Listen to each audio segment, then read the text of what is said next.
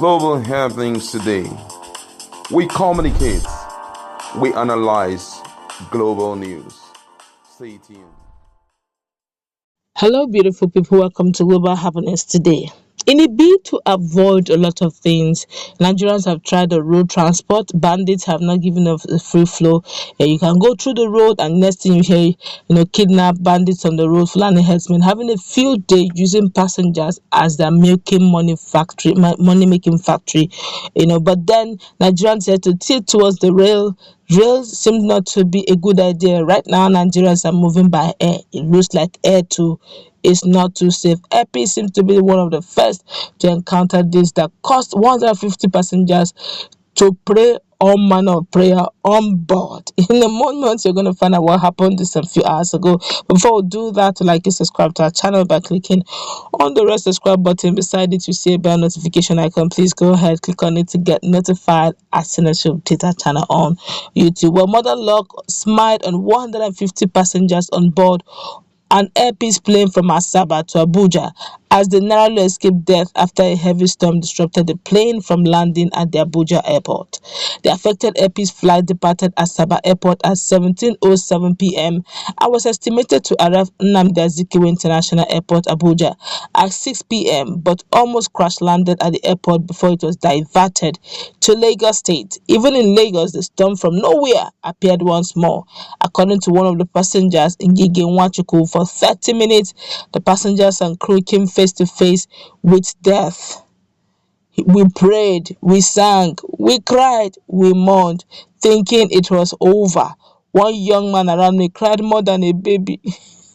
The girlfriend was stronger, consoling him, Ngige recounted. Jehovah simply warned us, go and sin no more. Rather than the 45 minutes estimated arrival time, the plane eventually landed at the Nnamdi Azikiwe International Airport, Abuja, at 11:47 p.m. Talk about going by road. This is actually according to the news. He said, according to Ngige media practitioner, over 150 of us on AirPeace from Asaba escaped death after a plane hovered for 30 minutes in FCT, almost gave in to heavy storm on attempting to land. With tires already out, only the Almighty knows how the pilot pulled back and took the flight on an ascent on top speed. It was almost 30 minutes of face-to-face with death. The plane was hit left to right by the storm, violently ascending and descending. We all gave up until the pilot emerged to announce after the plane got a little bit stable, so we are headed to Lagos for safety. In Lagos, another gale of storm saw the plane hovering for another 15 minutes before eventually landed. Refuel, the cabin crew announced flight back to Abuja. Most people rejected it and opted out of the plane. Cardinal Oniko was also a passenger. In indecision, when I made up my mind to disembark, the pilots insisted the doors were shut and won't be opened again. That's by force. This plane, you must enter it to Abuja. We took another risk flying back to Abuja. Of course, the pilot, a Spanish, earlier announced that weather in Abuja had become calmer. God decided to give us another opportunity to live. May his name be praised forever. He concluded. Wednesday incident was not the first case of emergency landing involving AirPeace aircraft.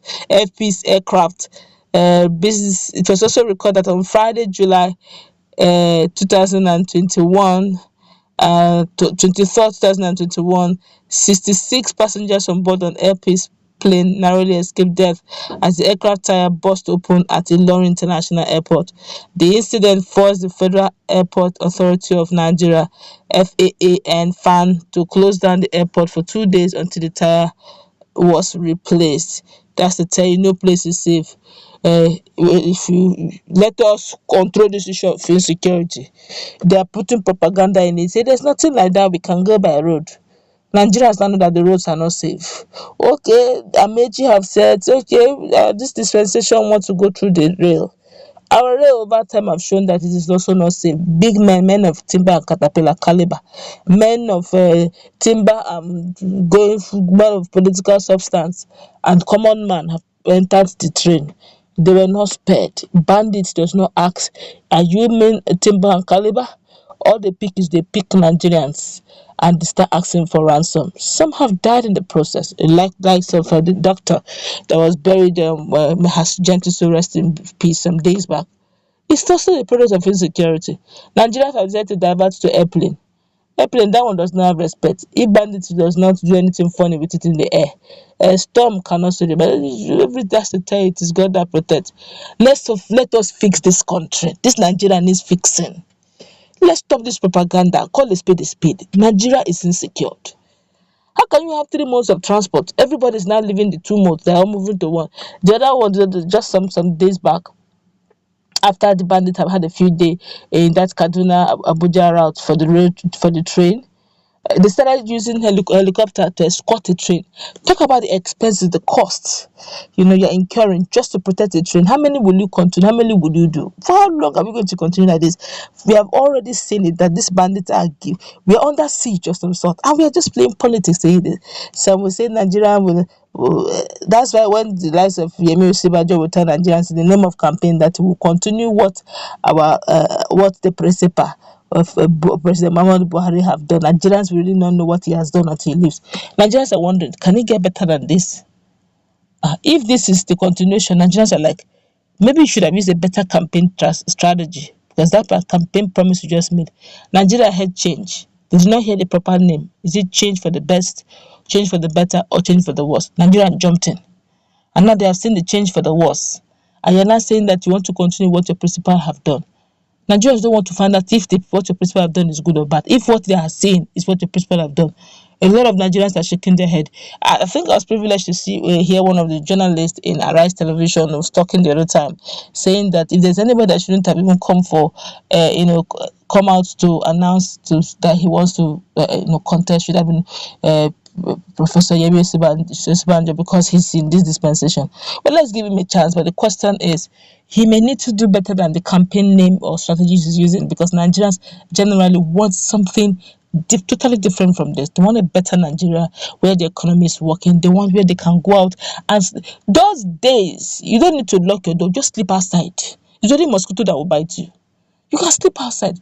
Who cares about people are not even that's where you hear that godliness and contentment. This whole thing started when politicians became greedy. But this level of greed now has gone from thousands to hundreds of thousands, from hundreds of thousands to millions, from hundreds of millions now it is now in billions. To how bad can it go? How bad can it get?